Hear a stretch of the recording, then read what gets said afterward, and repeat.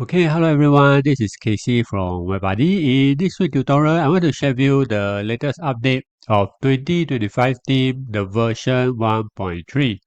And actually, starting from version 1.2, the additional CSS settings has been changed. So I'm going to show you where you can find the additional CSS setting inside your 2025 theme.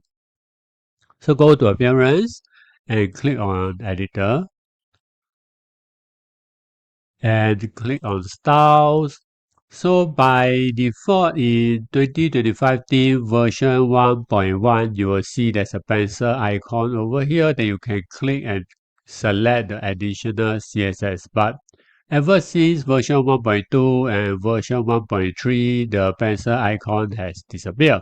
So the additional CSS can now be found under the Styles tab. So after you click on Styles, it will show up this panel and you can scroll down where you can see there's an additional CSS setting over here. So just click on this link and you can enter all your CSS codes here. So after you enter all your CSS coding, that you need to click there's a Save Changes button over here.